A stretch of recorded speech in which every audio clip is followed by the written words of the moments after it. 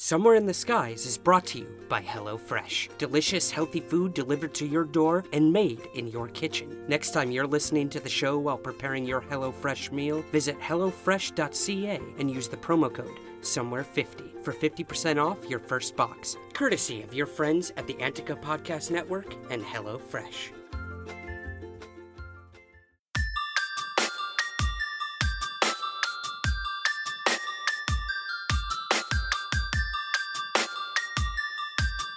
This is Somewhere in the Skies with Ryan Sprague.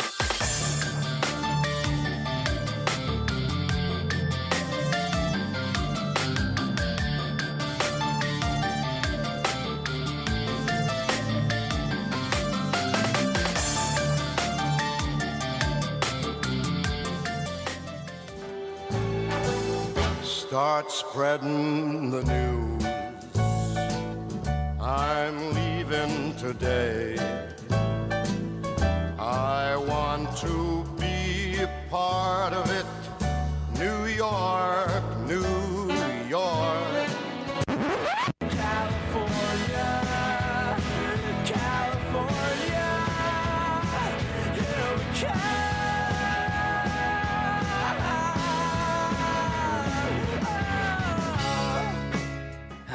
The music says it all. What's up, guys? Welcome to Somewhere in the Skies. I'm your host, Ryan Sprague, and I have officially moved cross-country from New York City to Los Angeles, trading one crazy city for the next. But I'm so excited to start this new journey in California. But make no mistake, New York City is the greatest city in the world, and I was beyond fortunate to make it my home for over a decade. From waiting tables at Bubba Gump Shrimp Company to working at The Late Show with David Letterman, I did and saw it all. I had countless successes and failures, but I wouldn't have traded it for the world. But now, it's time for a change, and with that change will come tremendous opportunities for Somewhere in the Skies in ways I can't quite talk about yet, but rest assured things are gonna get kicked up a few notches out here on the West Coast. I look forward to sharing all of that with you soon. But first, I have some extremely exciting news to share with all of you. I've officially launched a Patreon campaign for Somewhere in the Skies. For those of you who don't know what Patreon is, it's basically an ongoing Kickstarter where you give to the show what you think it's worth. You can either give a one-time donation or monthly contributions. For every level of contribution, there are different rewards that I give back to you, such as bonus content, bonus episodes, Skype meetings with me and other members. At certain levels, you also get to pick my topics and guests, all the way up to coming on the show and being either my guest or co-host. My other big announcement is that I've officially launched the Somewhere in the Skies store. T-shirts, tank tops, hoodies, mugs, phone and laptop cases, stickers and notebooks, all of it, guys. They're all available now at somewhereintheskies.com with an amazing original design by Eduardo Lobo. This merchandise will also be a reward for certain levels of the Patreon. The reason for this Patreon is to make the show better, both in quality and quantity. I love doing Somewhere in the Skies, but as it grows, it becomes more expensive to maintain, and I pay out of pocket for all of it. Your support will help offset costs, but also will allow me to get better equipment and even travel to investigate, research, and interview. I want to make the show worth not only every second of your time, but every penny you put into it. Somewhere in the Skies will always be free to consume, but this gives you the opportunity to help me when you can. I would love to make this my full-time job and focus every ounce of energy and moment I can on the show. So please consider becoming a Patreon today by visiting patreon.com/somewhereskies. Again, that's patreon.com/somewhereskies. Thank you so much for your consideration and help me continue searching for those elusive answers somewhere in the skies. Now, onto this week's guest. Before I left New York, I had the amazing opportunity to sit down with my good friend and colleague, Jason McClellan, who happened to be in town for a few days. Many of you may be familiar with Jason, but if not, here's a little about him. Jason is a UFO journalist and producer and co-host of the acclaimed web series, Spacing Out. He served as the web content manager for OpenMinds.tv and was the co-organizer and technical producer of the International UFO Congress. He has appeared on Syfy, NatGeo, and most recently was featured on H2's Hangar 1, the UFO Files. He is the author of the recently released book, Only Weirdos See UFOs, an introduction to the public's misperception of unidentified aerial phenomena and extraterrestrial life. Jason and I sit back, crack open a few UFO beers in Times Square, and talk UFOs, the paranormal, and the heavy impact of belief systems versus science when it comes to investigating these strange topics. So, without further ado, here is my last episode to officially take place in the city that never sleeps, and a perfect guest to send me off, Jason McClellan. Hey guys, this is Ryan Sprague here for Somewhere in the Skies, but that is not it. We're also here today with Jason McClellan, my good buddy, my colleague, fellow friend. He's here in New York, visiting for a few days for some top secret projects. Top secret. Very top secret. But we are together in New York. This is awesome. I was very surprised when we were actually able to make it happen. You know, I'm leaving for Los Angeles in 2 days, and you just happen to be here one of the days I'm free. Just happened to be here, and I just happened to be in LA in a couple days from now, so absolutely, we'll cross paths again. This is crazy. It's pretty awesome. No, but we try to do this like every time I come to New York, and it doesn't always work out. It sometimes works out, and I think the last time we did a podcast in New York, we got nice and drunk together. So we were very drunk. Maureen was there as well. Yes, she was. We attended the New York Comic-Con. New York Comic-Con, that's right. That was pretty awesome. That was awesome. Yeah, wasn't that when you guys met Gillian Anderson? Well, I wouldn't say met, but yeah. we certainly got a photo with her. Yeah. But, man, yeah, no, those things are weird, and you always want to, like, strike up a conversation, obviously. And I was wearing a T-shirt with a big alien head on it, and I was like, yeah, come on, I want to talk to Gillian about aliens, because I know she's into it. But, no, you're, like, herded like cattle. They're all next. You go in there, wrap your arm around her, photo, and you're pushed off. It's so awkward. Yeah, it's really awkward, and I'm sure it's awkward for them. I mean, just gonna say, you know how it is on a very small scale. You know, we experience that sometimes too at conferences where people want to come up and have photos and get autographs and things like that. And you know, it's very very flattering, but it gets exhausting too. Right. Like where you just have this stream of people, and after a while, you know, you're writing the same inscription or saying the same thing, or, you know, it just gets repetitive and you're all, okay. You start thinking about what you're going to have for dinner. Exactly. You're all right, next, move on. I want to get out of here and get to the bar. Yeah. And, you know, I feel bad. It's not fair to the people who want to meet you and want to have a meaningful conversation with you. But after a while, just lines of people, it wears on you. So I get it. I get it too. And I always go back to, when I met David Duchovny, you know, I'd been dreaming about this moment for, you know, practically my whole life since X-Files came out. And he was doing a off-Broadway play here in New York. And I was so excited. It was by my favorite playwright, starring, like, my favorite actor. And I was so excited. The play went on, and the last moment of the play, I specifically remember, it's a moment where Duchovny is supposed to, like, be shaking his fist at God, and it's powerful, and it's supposed to be this big moment, and you could tell there's supposed to be, like, a super quick blackout and end of play. So he does it, you know, he's all revved up, he does his last line, and the lights never go out. Oh, no. So he's just standing there in the spotlight doing his last line, and then he just sort of, you know, slowly puts his hands down, kind of looks around, and then just walks off stage. It was so awkward. Oh, that's the audience awful. didn't know whether to clap or not. We didn't know if the play was over. Yeah. It was What's just one of those moments. happening? It was clear what was supposed to happen. Oh, that's too bad. So afterwards, I brought my, you know, my big X-Files book to get signed by him, my I Want to Believe poster. I had this, you know, this fantasy in my head that he'd be like, oh, you're a true X-Files fan. Of course I'm going to stop and talk to you. Yeah. So I go out there, and there's just a shit ton of middle-aged women waiting to meet him from Californication. Yep. And I see him coming down the hallway. So I open the door for him. I'm like, oh, this is it. This is my in. Holding the door for him. Brushes right past me. You could tell he was in a shit mood because the play did not go so well. He like scribbled in one person's book and got in his car and left. So my heart was just crushed. Yeah. Like you have these expectations of celebrities or people that you want to meet. They've been such a big part of your life, and then you have to realize like sometimes they just have off nights, or sometimes they just don't want to stand there and talk for hours. Yeah, and, exactly. You know, they don't necessarily owe that to anyone. That's right. You know, he did his job. He did the play.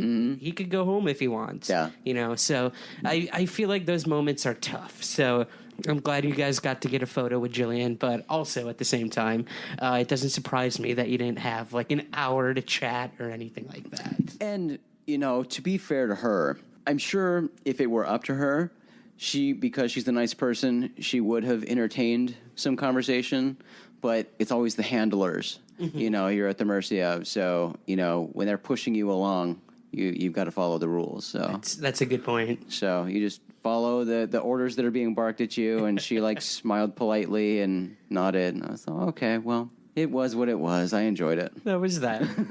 Yeah. That's a good point. Oh, we might add that we are currently drinking UFO beer.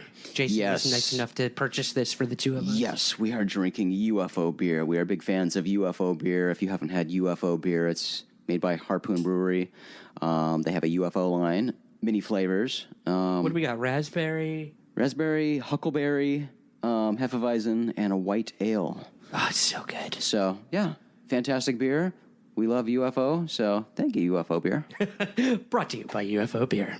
Maybe. If they want to sponsor us, we certainly welcome a UFO sponsorship. So, yeah, I guess this is a good time for any of my listeners who aren't familiar with you, Jason, which I find hard to believe. Let's, I guess, maybe dive into how we got connected. How did our relationship blossom? Absolutely. So it started in a lucid dream I had one night when I had a raging boner. That wasn't the actual story. So I am not cutting that out. I'm not saying that didn't happen, but so the way you and I were introduced, this goes back to Open Minds days. And we had launched the Open Minds magazine. For those of you not aware, Open Minds was a internationally distributed print magazine. I don't remember how many years we put that out, but it was out for a few years and distributed around the world, and in my opinion was the best UFO magazine ever. Absolutely. I was a total fanboy. But so we were looking for writers, and we happened to come across a gentleman by the name of Ryan Sprague who was very interested in writing for the magazine. So, maybe a little too interested. So we took a chance on Ryan, and that is a fantastic mistake we made. So the magazine has since gone out. The best mistake we've ever made. No, and that's how Ryan and I met, and then Maureen and I interviewed you on Spacing Out. Yes. And our relationship blossomed and flourished, and it's been pretty awesome. You know, when you get involved in the UFO topic, I don't think you really think about what could come of that. Yeah. It's not just searching for answers to these questions we all have, but you meet people along the way and you make friends. Yeah. It is a community. Yeah. And sometimes that community can be pretty fractured, but there are also those moments when you make, I think, lifelong friends. Yeah. And I think that's what happened with you, me, Maureen. Yeah, you have those connections pretty fast. I mean, you can get a good read on people, especially in this field, and you can tell when you're generally aligned with somebody. Yeah, you get a good feel for people pretty fast. And with you, I don't know, I can't speak for you, but I know for me, we seem to click pretty fast. Yeah. So, just from the first time we started working together, I knew that we were pretty well aligned, and then we became lifelong friends. Yeah, and I mean, we have other interests as well. We both love music. Yeah. The punk scene. Yeah. The ska scene, all these different things, And UFO Beer, brought to you by UFO Beer. Brought to you by UFO Beer, once again. Yes. But yeah, no, I sort of, when I learned about Open Minds and that there was an actual company that was doing UFO work, I knew I had to be a part of it somehow in any small way. That's when I started volunteering at the conferences, spending 12 hours a day behind a dark curtain, with headphones on. Yep. And you know, glamorous life of UFO conferences. Oh yeah, big time. You know, getting that pee break in between each speaker. If you're lucky. Yeah, if you're lucky. But I wouldn't have traded it for the world. Yeah. I got to see so many interesting people give talks that, you know, the mainstream will never see. And while that's sad, it makes me feel very special that I got to, like, experience that. I got to see Bob Lazar in the flesh. You get to put the fucking microphone on Bob Lazar. Yeah, that's awesome. Incredible. Yeah. Those are the moments that I'll never forget. That's right. You know? And we've had many of those, I feel, throughout the years as well. Absolutely. Yeah. Well, speaking about conferences, you just got back from a conference, right? In Nova Scotia? Nova Scotia. Wow. Canadian UFO conference. That's something I have not done. So how was that experience? It was incredible. Yeah? I didn't know quite what to expect. I was speaking on a topic that I am definitely not an expert in, and that's, you know, the Bermuda Triangle and other triangles throughout the world.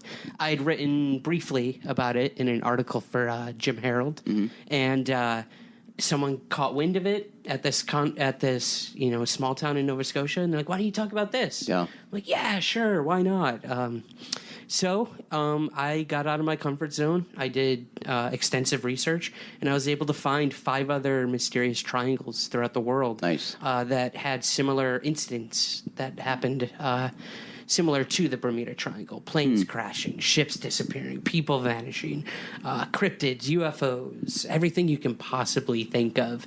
I made some connections, but for the most part, it was more about how we sort of shape these mysteries into a triangle. Okay. You know, when one weird thing happens somewhere, oh, well, it's between this town, and this town. It's a triangle. So I think we do have the Bermuda Triangle to thank for that. Every small town wants their own triangle. Yeah. So it is more of a sociological study at that point, I think, which I found just as intriguing. And that's kind of what I brought forward in the talk. Interesting. Yeah. So, yeah, I think, I don't know about you, but I think as humans, we tend to force things on things that aren't necessarily there.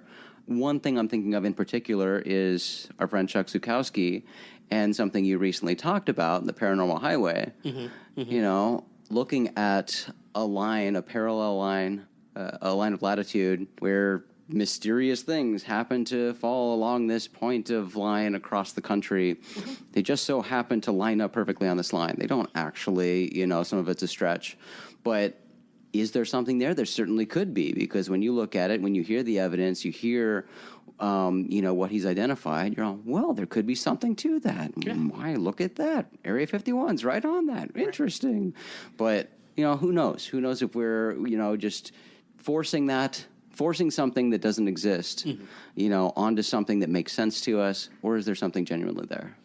I think that's a good way to look at it in terms of you have all these people who talk about ley lines, you know, like, oh, it falls on this. Right. It's gotta be. It's gotta be.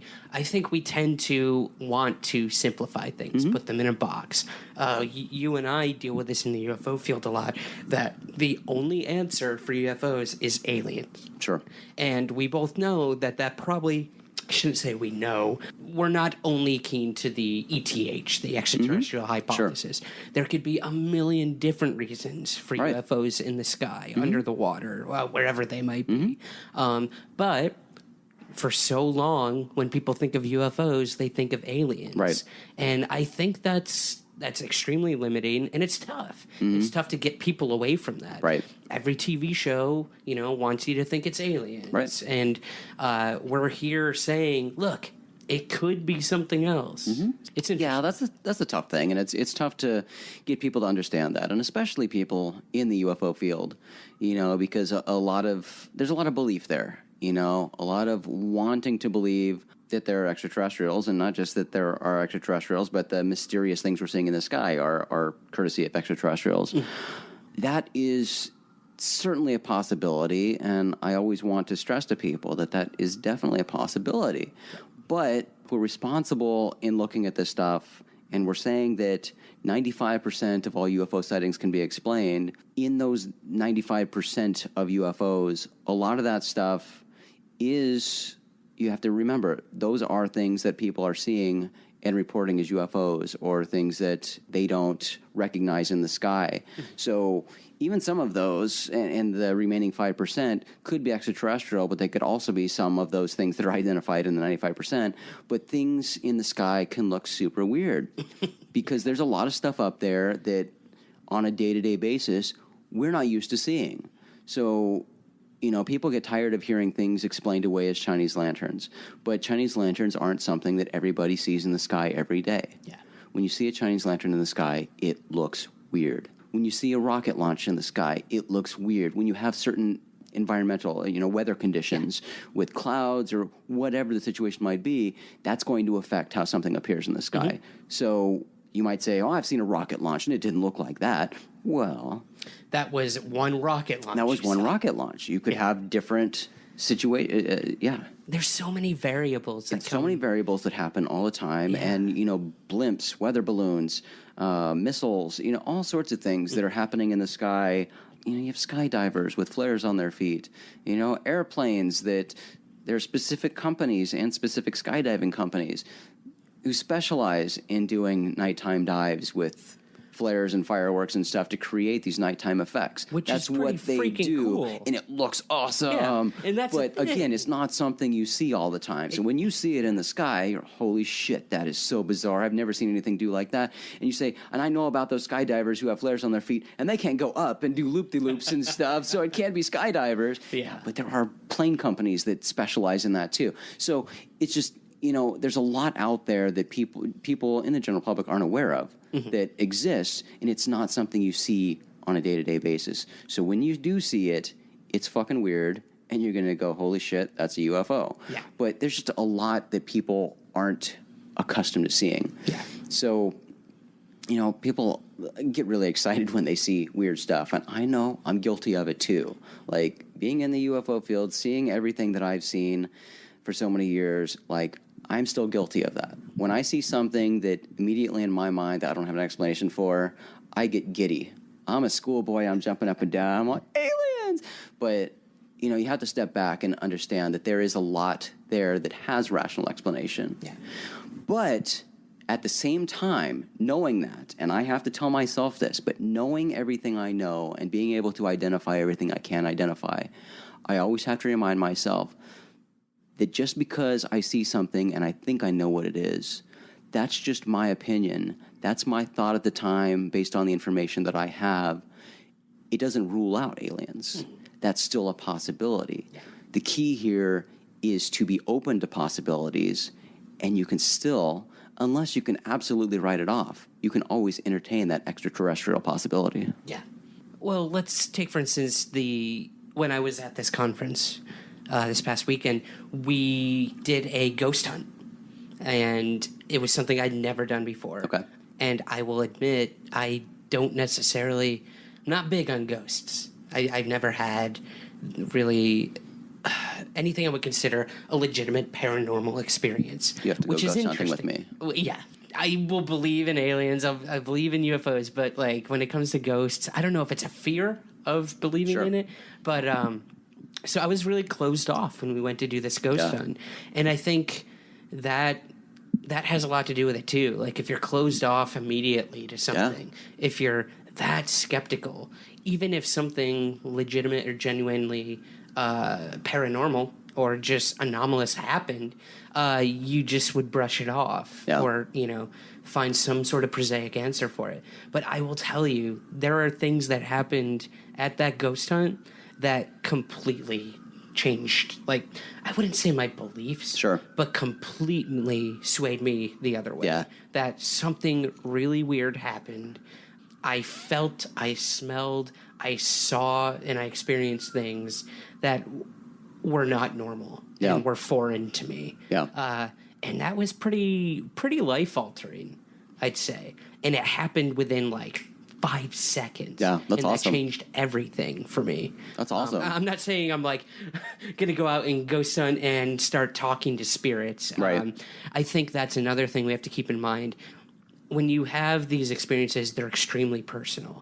And your tuner, whatever that may be, if it's in your heart, in your brain, in your perception of what you're experiencing, that's you. That's only you. That doesn't account for everyone else in the room and what they're experiencing in that moment. So I think that's interesting too. We run into that with the UFO field too. People see something in the sky. One person sees one thing. One hears another. One sees this. It's interesting. And that's something that I've definitely seen and experienced firsthand with ghost hunts is how different it is for everybody. You know, I've been in the same room standing right next to somebody who has experienced something, and I guess two people next to me experienced the same thing, and nobody else in this room of like 15 people experienced the same thing. Or what are you talking about?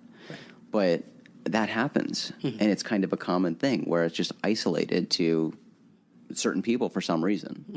And it's fascinating. But I could go off on all sorts of tangents with ghosts, though. I get so upset with ghosts and ghost hunting. And like with UFOs, man, I mean, there's a lot of assumption that goes on. Yeah. You know, and with ghosts, like, number one, I think a lot of people who do ghost hunts are very, I don't know. If I were a ghost, I would be offended at how, like, ghost hunters talk down to ghosts. Like they're, like, juveniles or something. Like, move this pencil. Or like, we're not here to harm you.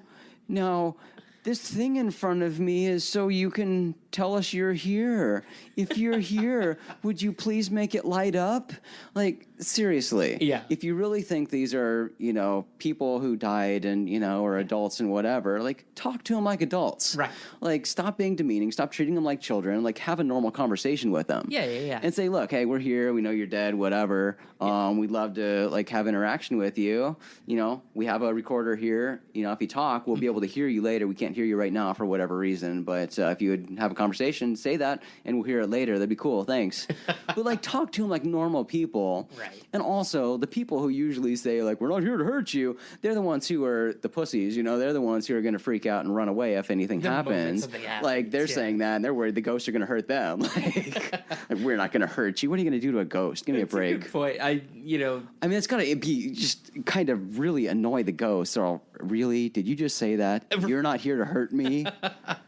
You got to wonder if aliens are thinking the same thing, you know, in terms of like SETI when we're trying to like, communicate with them. It's like, come on. Well, and again, with ghosts, like, we're just assuming these things are quote unquote ghosts. Like, who's to say they're not aliens? Yeah. Like, people in the UFO world love to talk about interdimensional beings and all this stuff. Like, we're talking about the unknown, things that we don't know. We're encountering these mysterious things that we can't explain, things that we don't really understand. We kind of understand some of the interactions we have with them and you know, what other people have said, but how do we really know that they're ghosts? They're spirits of dead people. Like, could they be interdimensional beings or, you know, aliens who are here who are like cloaked like the Predator? Like, what are they? We don't know. But, you know, we're interacting with something that is not us, that's something mysterious.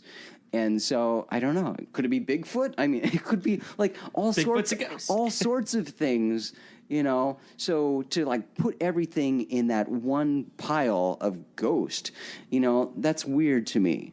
Just like where, I mean, we like to compartmentalize things and put things in nice packages, you know, just like people with UFOs. We like to think that UFOs are extraterrestrial, and we like to think that aliens are either all good or all bad. You know, we want to put a label on something and have it be consistent. Yeah. And it's never that way. No. And I don't think if we ever find an answer, let's say, to the UFO mystery, that it's going to be that easy. You know, it absolutely can't be. Certainly, if it's not, you know, the narrative we're trying to put together, you know, in that the universe is vast and there's an infinite, you know, infinite life out there, all sorts of varying communities and types of life, and you know, all of their motives and interests and things are going to be different, just among individual civilizations. Yeah. I mean, again, when we talk about astrobiology and extraterrestrial life and intelligent extraterrestrial life, we are basing that off of life as we know it and what we understand as life and civilizations and communities, because we have nothing else to base it on. So we're using human ideas and putting that on something else that's most likely not going to be human at all or human-like. But that's what we have to base things on. Yeah. So we look at that, And just using that as an example, looking at humanity, obviously there's so much variation with humans, let alone countries and cultures and all of that. Mm-hmm. We're all different. We all have different interests. We all have different motives for doing whatever we do. So I will never understand why people have a difficult time grasping that or fixating on the question of, are aliens good or are they bad? Mm. Like, I think the easy answer is yes.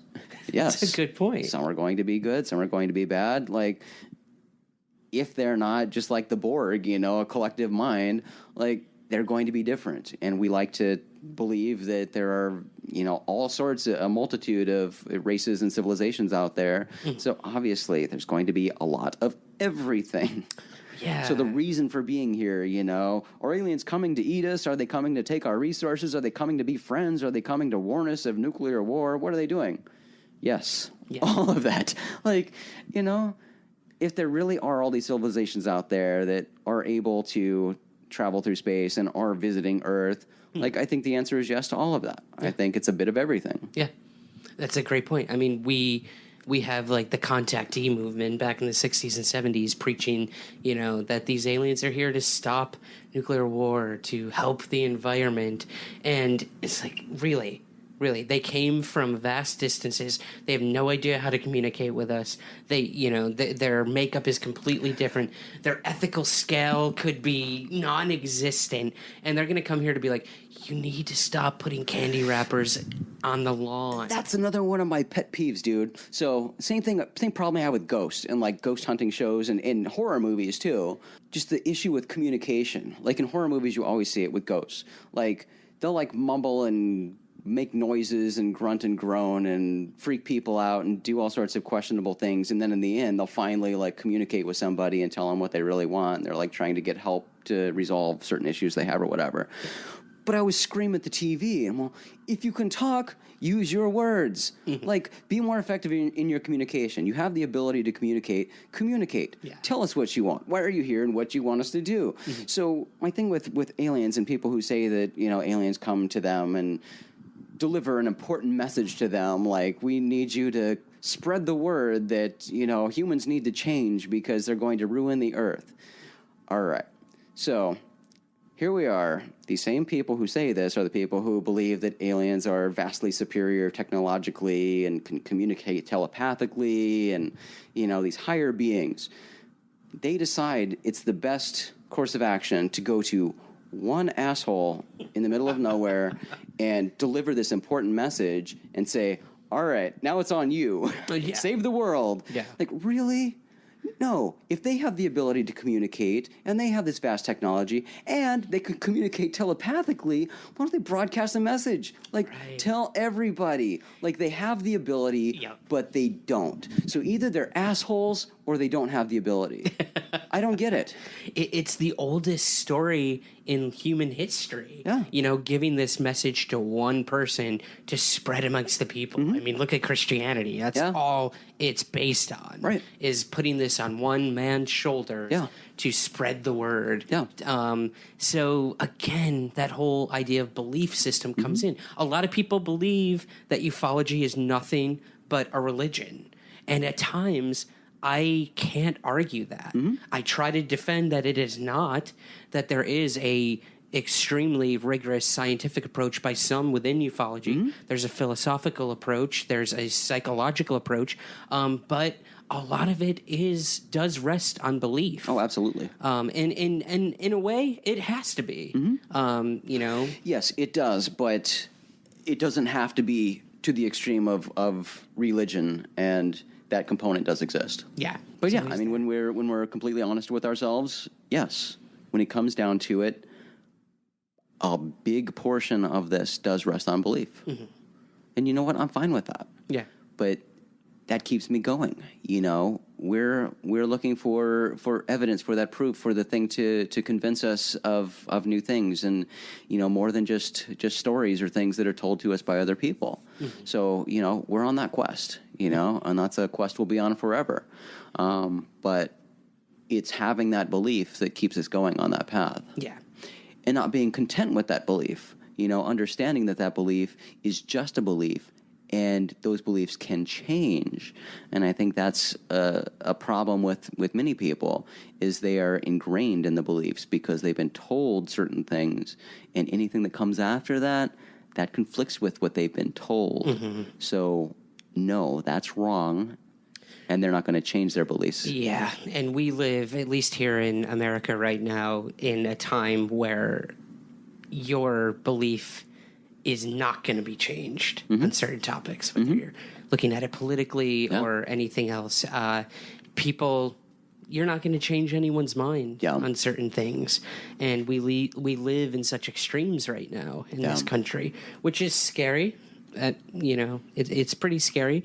But I think the same could be said for the field of ufology. You know, even if you have an explanation for something, someone is going to come up and say, no, I know the truth. Yeah. I know it was a blue alien bird that came and gave me a message. Yeah. You know, and you're not going to change their mind. That's right. You're simply not. That's right.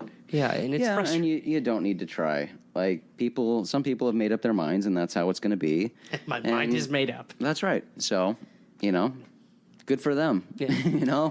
So you move on. I decided a long time ago that, it's not my job to preach to anybody or change anybody's mind. I'm happy to relay the information that I find, that I uncover, present the news to people, and let people make up their own minds. That's the way it's going to be. Mm-hmm. It's not my job to tell people how to think or to change their minds. Yeah, that's all on them. And it's really a humanity issue with deciding to believe things. People generally want to be told how to think, frankly, and that's why people gravitate toward religion or political parties or football teams, or we that's just how we are as humans. We decide what team we're gonna be on or team we're gonna root for, and that's it. Yeah, we drive in and we support them till the end. So right, and then when you're that far in, that deep, that's right. It's you don't want to turn back. That's right. Yeah, yeah. Majority of people, are not going to be that person who,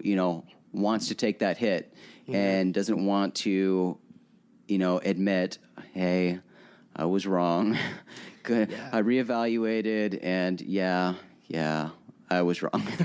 Well, I mean, we can look at someone like, I know someone we both find as a pretty good hero, and that's Stanton Friedman. For so long, this man has been touting the MJ-12 documents as being authentic. Yeah. And he's so far into his life and his career and his age that there's no turning back for him. Right. He's never going to come out and say, oh, that's right. They're complete bullshit. Yeah. He's never going to come out and say it. Yeah. And nobody expects him to at this point in his life. The dude's in his 80s, still witty and sharp as a tack, but at the same time stubborn as hell, and convinced that these things were real, the MJ-12 documents. But you have to wonder. Or you have someone like Peter Robbins, our good friend, who for years and years defended a person who was supposedly involved in a very famous UFO incident, and now has had his hand forced and had to admit that he was wrong. Yeah. So you have it on both sides. You have those people who find humility in a situation and find that, that truth deep within them to say, I was wrong. Let's move on. Yeah. So you have to wonder. You really have to wonder. It really comes down to the character of a person. Absolutely it does. And I think that's something important for us all to remember, especially, people as researchers in the UFO field. Sometimes it's easy to get frustrated by things happening in the study of UFOs in the UFO community, but we have to remember that we're all individuals and we're all different. We all have different personalities. People, interact differently. People approach things differently, and people have certainly different levels of humility. And it's easy to get stuck in your ways, and that's just what you're going to do. But ultimately, it comes down to the person. So. Yeah, I think it's important to remember that, especially for me, I just have to be content with the fact that I am not trying to force ideas on anybody. I am not a preacher or a cult leader or a Stephen Greer. Oops, did I just say that? Yes, I did. I don't have answers, so don't listen to me. Like, I will just tell you what I know, what I find out, what I learn along the way. But that's it, man. I'm just a guy digging into this like everybody else. And I'm happy to present as best I can, my objective view of things, and people can take that and do with it what they want. Yeah. And if they don't agree with you, I'm not going to come up to you and say, hey, you're wrong. I'm right. You're wrong. Damn right. Because you know what? I don't know. Like, you could certainly be right, and I could be completely wrong. That's fantastic, Good for you. I'm happy to be wrong. But, I'm not going to tell you that, I'm 100% right, and I guarantee it. No, that's never going to happen. Yeah. I'm certainly always open to other possibilities. I will present what I know to the best of my ability. I will present facts and cite my sources, and that's that. Yeah. I remember when my book got released and people started asking me, like, well, you say you interviewed like hundreds of people. There had to be some people who were just flat out lying to you, right? Like, was there anyone who you interviewed or talked to who you just flat out thought this was bullshit? And when I first started talking about the book and the people I interviewed, I wanted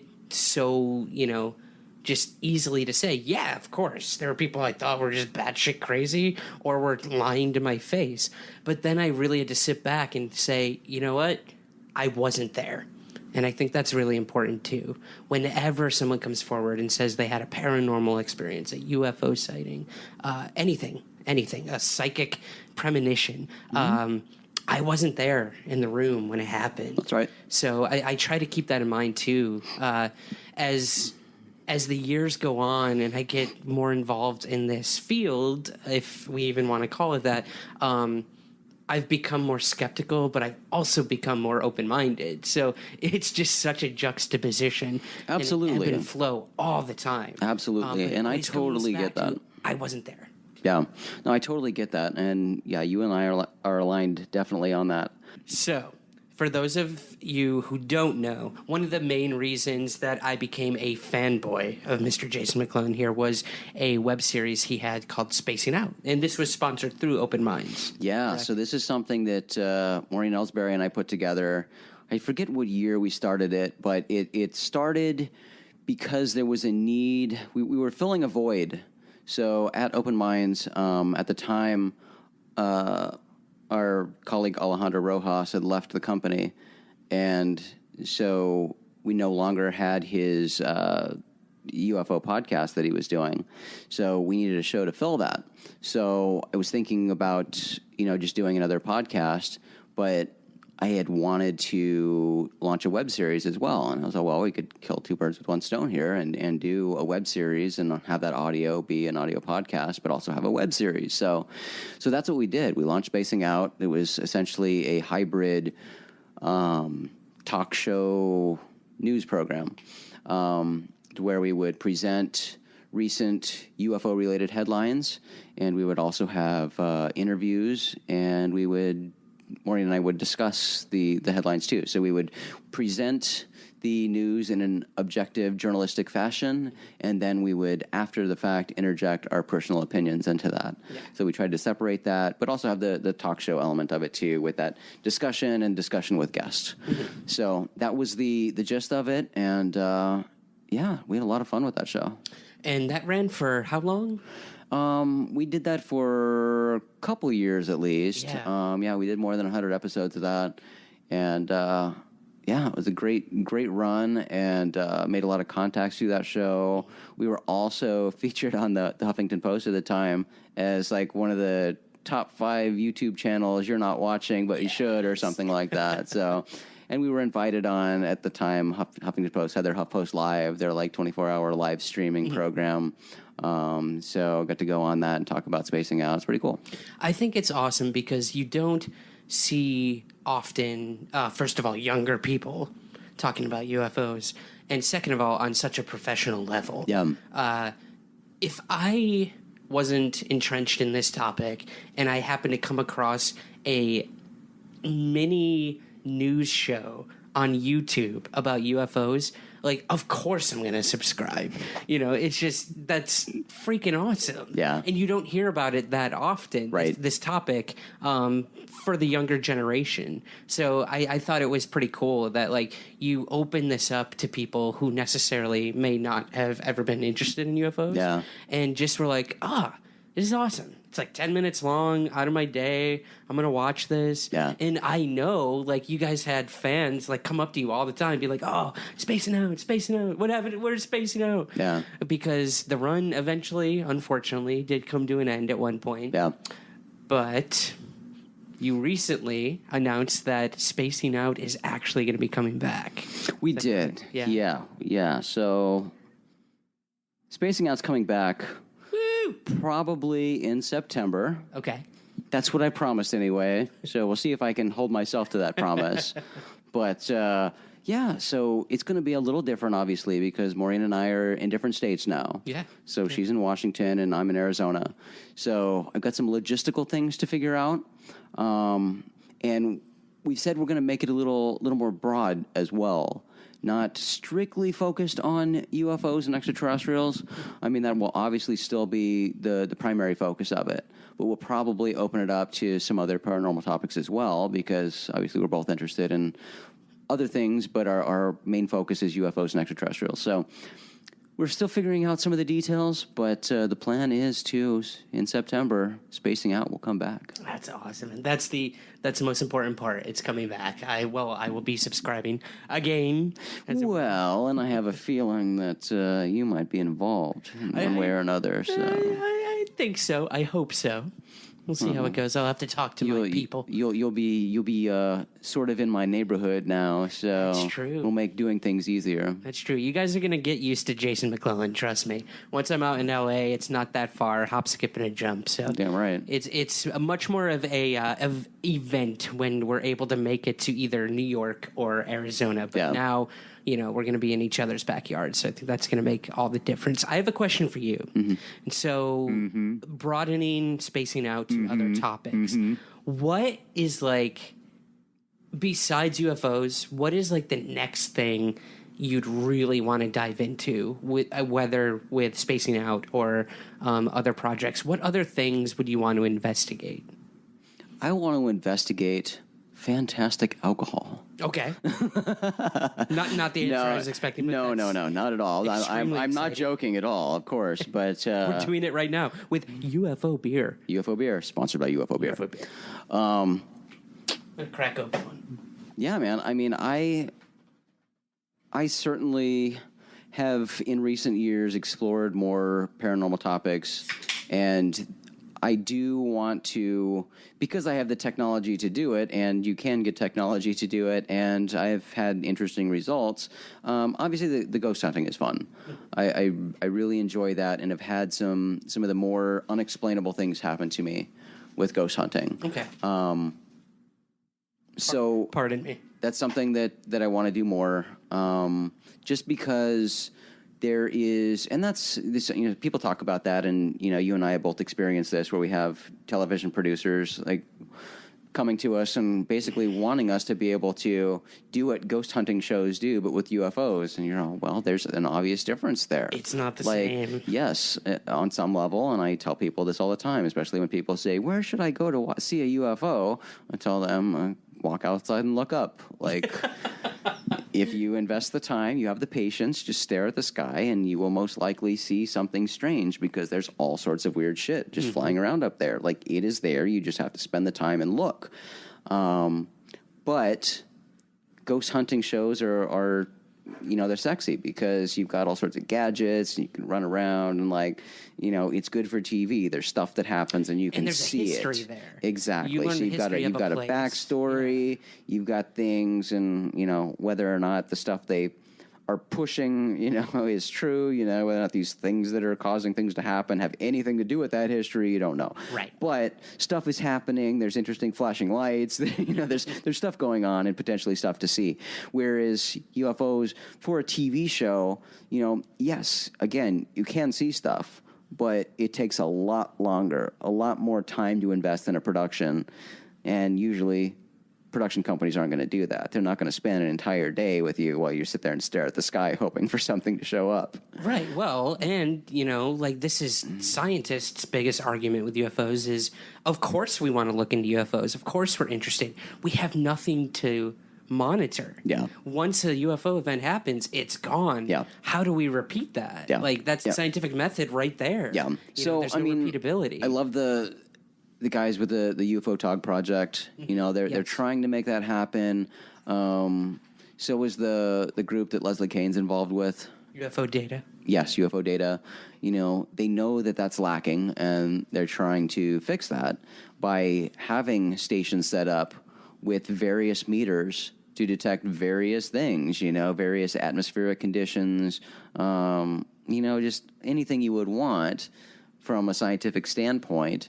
But yeah, UFOs are hard, man, because even if you have the best camera technology, you've got all that shit set up, and you happen to just be in the right place at the right time and actually, image one of these things, still you're not going to get much information from that. Yeah.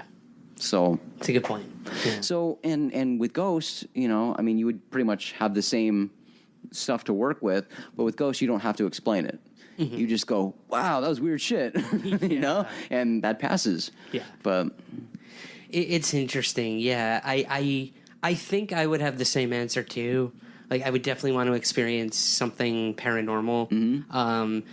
But there's so much baggage with that. You know, I grew up staunch Catholic. Mm-hmm. My spirituality meant a lot to me at a younger age. Mm-hmm. It's since, I will admit that it has since waned in terms of like a dogmatic religion.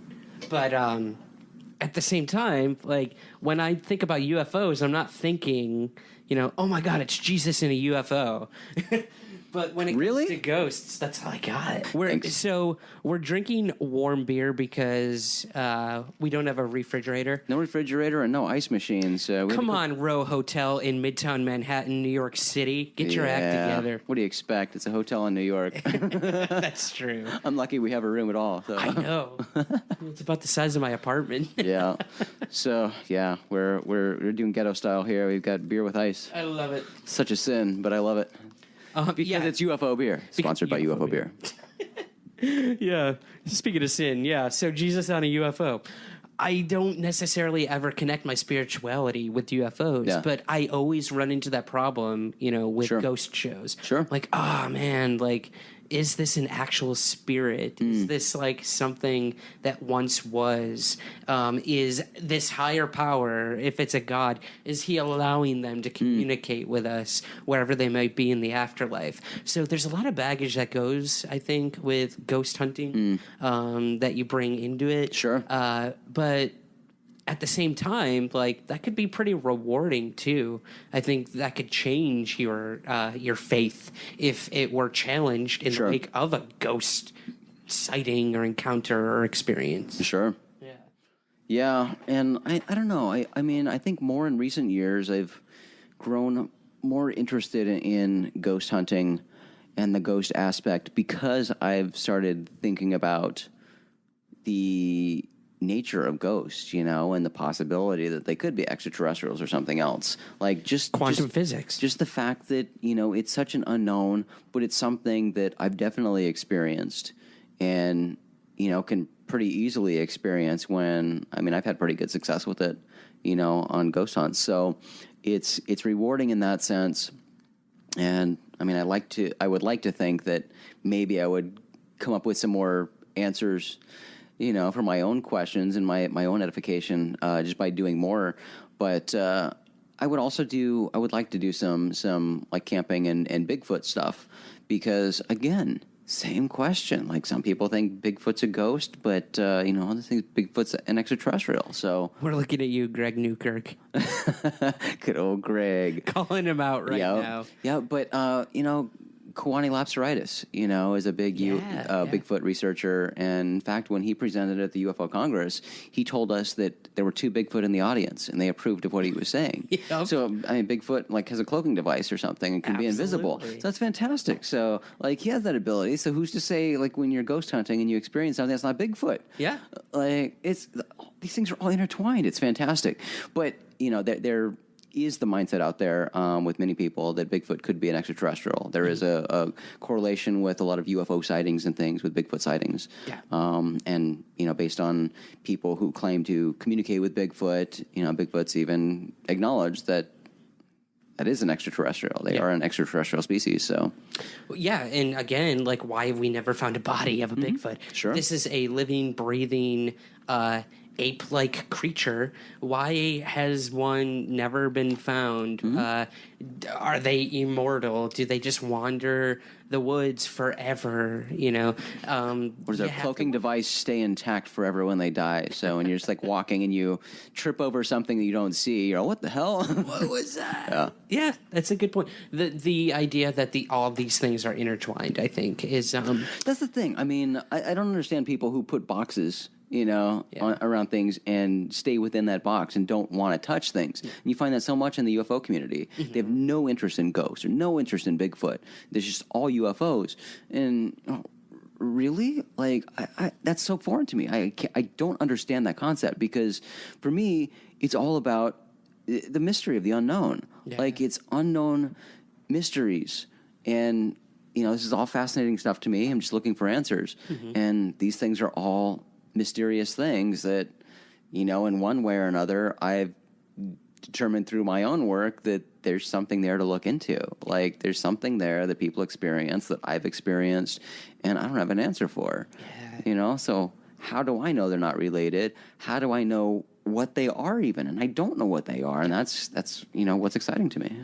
When I spoke at the paranormal conference this past weekend, that was the most exciting thing for me. I was outside of my wheelhouse. Yep. Like, I wasn't at a UFO conference. I wasn't having people saying, you got that date wrong, or no, that's not right, this, that. No, because I was talking about a topic that had seemingly nothing to do with UFOs. The more I looked into it, now I'm starting to think it did. But there were people there from all walks of life with all different interests. Yeah. Just coming to talk, not learn, not preach, but to talk and converse, which is really cool. We had a talk about ghost hunting. We had a talk about mysticism. We had one on Oak Island, like the history and, curses of this remote island in Nova Scotia. Really cool. I talked about Bermuda Triangle. Greg Bishop talked about Roswell. So, like, you had every realm of all these unknowns in one room together. Yeah. So we weren't there preaching to one another about a UFO case or this witness. Yeah. No, we were all there telling stories about people who just had plain weird shit happen all over the world that could not be explained. And that was really cool. That's really cool. I love that, and that's so refreshing. I mean, not to take anything away from UFO conferences, because I think they definitely have their place. There's a value for them. They serve a purpose. But at the same time, when you're presenting there, when you're giving a lecture there, it's a total different vibe because, like you said, you're essentially preaching to the choir, and if you're not, they'll let you know. Yeah.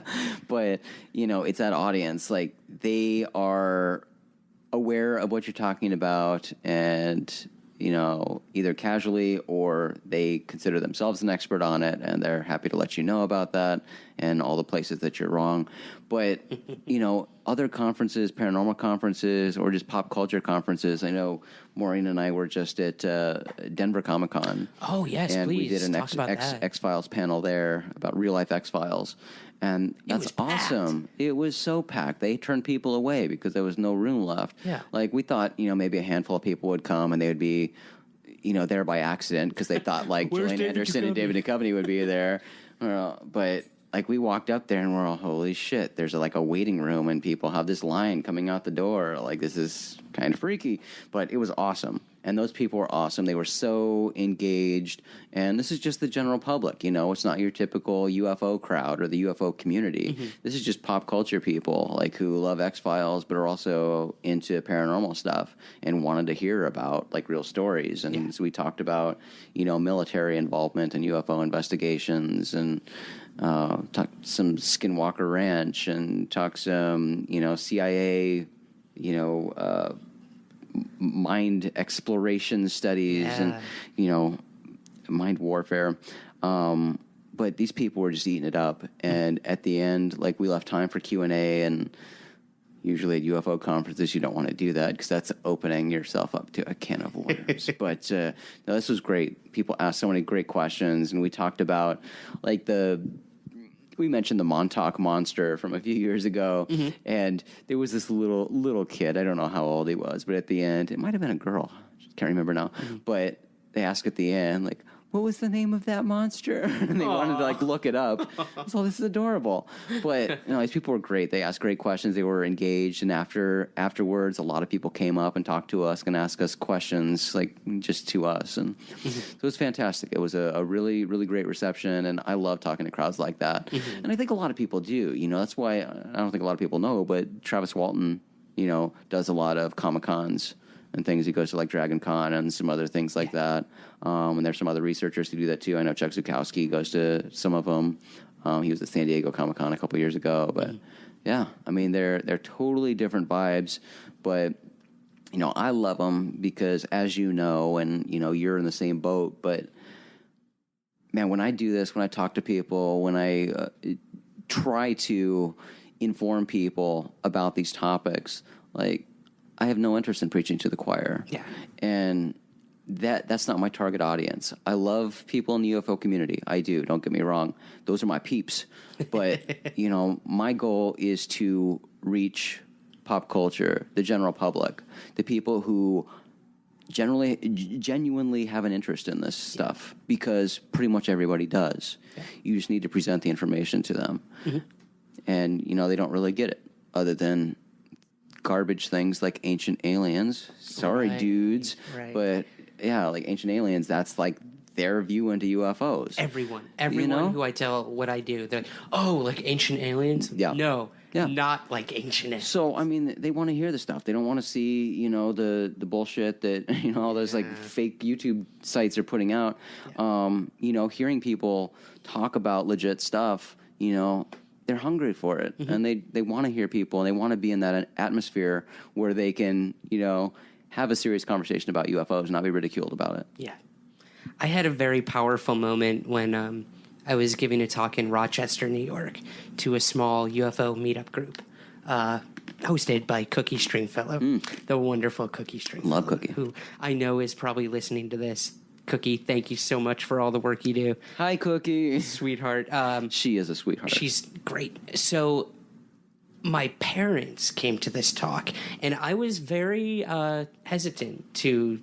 They were never a part of that aspect of my life. Okay. UFO research. Or me talking about it in front of people. So I was really interested to see what they thought. And of course, they're my parents. They're supportive. Like, you know, when I got up there to talk, I saw my mom. You're like, that's my kid, which is great and everything. But the information I brought forward and the conversation that took place after the talk, I pulled my mom aside. We went out to dinner afterwards, and I said, so what did you think? And she's like, is this stuff for real? Wow. And it was so, like, unlike her to just come out and say something like that. Usually she'd just be, oh, you did great. It was wonderful. Like, you spoke so great. But she actually listened. She actually, like, took in the information, and she was genuinely concerned about the information I brought forward. And that was a pinnacle moment for me. Yeah, I bet. Someone who never really thought about the topic, happened to be a family member, and confided in me and said, is this real? Yeah. Like, do I really need to be concerned about this or think about this? Yeah. I said, if you want. Sure. I'm like, I'm just telling you what I've heard, what I've experienced, and what I've researched. And I think you're right. It's not like, you know, we're not trying to convince people that UFOs are real. We're just saying this is the stuff that's going on. If you want to look into it, cool. If you don't, it's your life. Yeah. You know, it's your kuleana, as they say in Hawaii. Yeah, that's always my goal, is to just, you know, present what we know, put it out there, and encourage people to do their own research.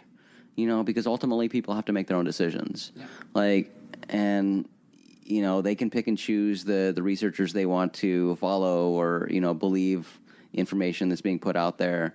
But that's not my job. I just want to kind of ignite that spark and send people on their way. Yeah. I think that's the biggest thing we can do. And that's how you get people interested. And then hopefully we get more researchers doing active research, which is fantastic. Out there, yes. It's so funny because I remember with the UFO Congress, like, for most of the years I was there, my grandparents, like, out of the blue, like, wanted tickets. And I was all, really? You want to come to a UFO conference? Yeah. Going to be pretty boring, probably.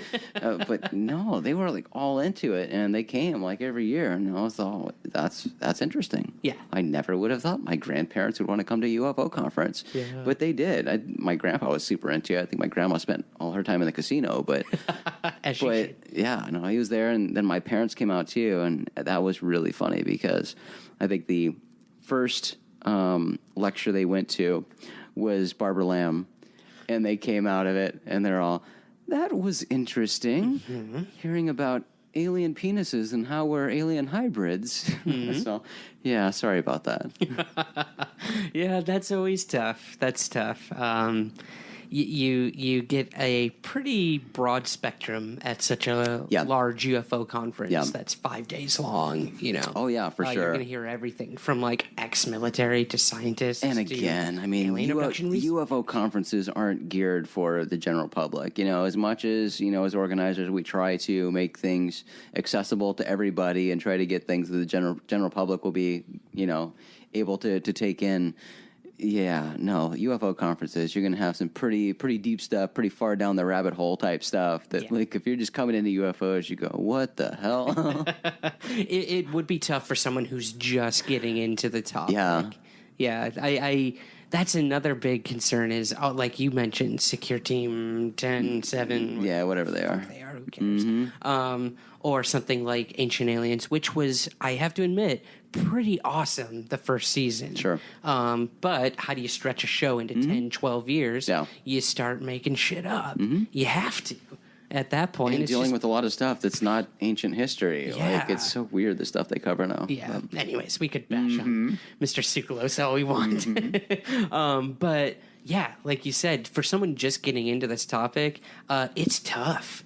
There's so much garbage out there on the internet when it comes to UFOs that, like, where do you turn? Where do you even start? We were lucky to, like, have people to influence our research who we trusted and who haven't gone that far down the rabbit hole where, like, they're just crazy at this point or delusional. So I feel very fortunate for that. I think eventually, after you have the start, I think, we both reach the point, which I think is an important point to reach in your research, and that's the point where you no longer really care. And I know that sounds bad, but what I mean by that is not being beholden to anybody. Correct. Not feeling that you need to appease anybody. You're not worried about, to an extent, you're not worried about, upsetting somebody because you don't agree with their views. You're just doing your thing. And I think that's what you've got to do. You've got to be you. You've got to do what you're comfortable with. And you can't really worry about, what others are going to think. Yeah. If you're being true to yourself, you're being a genuine researcher and doing what you feel is right, that's what you've got to do. Like, it might not win you a lot of friends, but we're not doing this to make friends. No, we've made friends. We but have that's made certainly friends, not, yes. And that's another thing to keep in mind is that we all have our own reasons for being into this topic. It's not an altruism that we want to bring the truth to the public. Right. We want to know for ourselves. That's right. You've lived a different life than I have. Yeah. You've lived a completely different life, a different family, different relationships, everything. But we have this one thing in common, and we can actually talk about it to one another. But I'll be the first to admit, like, I have my own selfish reasons for wanting to know the answers. Yeah, no, I have no qualms about admitting that. Sorry, guys, I'm doing this for me, and I'm glad you like listening too. But this is all about me. Not really, but no, it's totally selfish. Yeah, obviously, I mean, such as human nature. We wouldn't do this if we didn't have a genuine passion for it, a genuine personal interest, and if we didn't have that, we'd be big fat phonies. Right. Like, so, I mean, if there are people out there and you don't, feel they have a genuine interest and passion in this topic, then I don't know why you're listening to them. Yeah. Like, because really, that says it all. That being said, I hope you all still listen. Yeah, right? We're doing this for you two guys. Yes, exactly. Well, I think that's about it, my man. Yeah, I think that's probably right. Cheers to that. We're almost out of beer, so we should probably wrap up. Wrap this up. We're going to go to the arcade. Yeah, we're going to go to the arcade and see if we can find some alien games. Well, Jason, where can we find all of your work for my listeners? All right. So rogueplanet.tv, that is the fantastic website you can go to find all sorts of UFO and other weird, geeky content, all the various shows I do.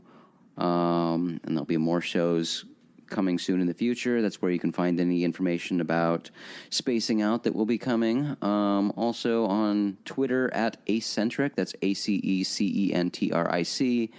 And I'm on Facebook too. I don't remember my Facebook name right now. And no one goes on Facebook anymore, don't worry. No, and if you go on Facebook and just type my name in, you can find me. But if you go to my Facebook page, just look for Jason. You'll find him. There you go. That works too. No, I have some cool Facebook name, like the UFO Geek or something like that. Oh, okay. But yeah. I don't know. I'm on there. My name's Jason McClellan. Find me. And that's the Unknown Podcast, correct? Yes. Yeah. One podcast is the Unknown Podcast, the UFO Podcast. Mm-hmm.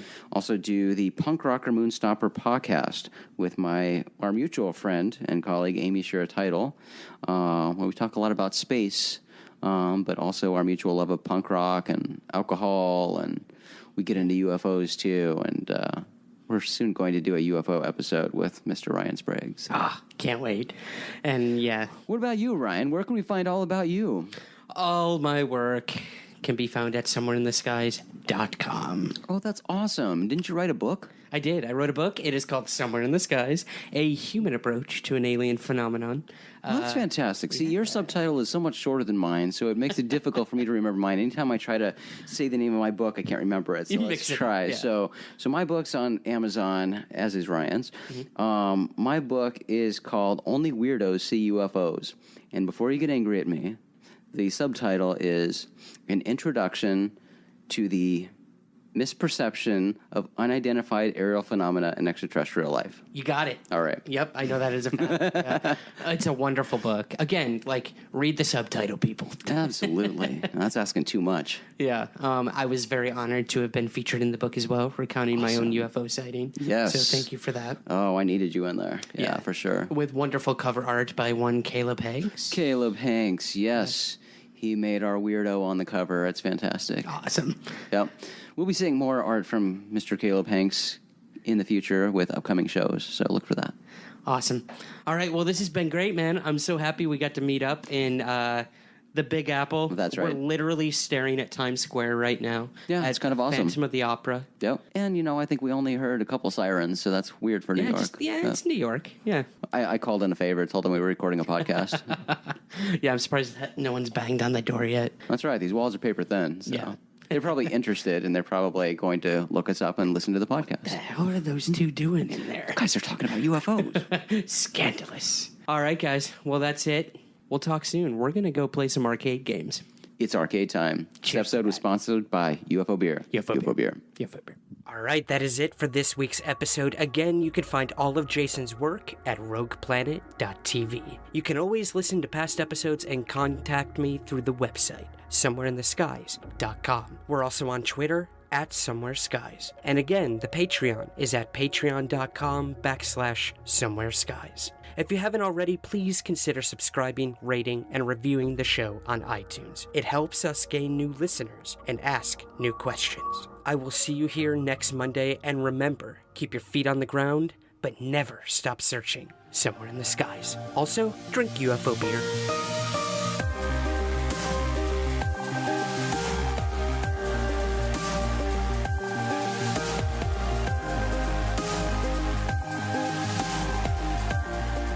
Somewhere in the Skies is produced by Third Kind Productions in association with Antica Productions and the Antica Podcast Network. To learn more, visit anticaproductions.com.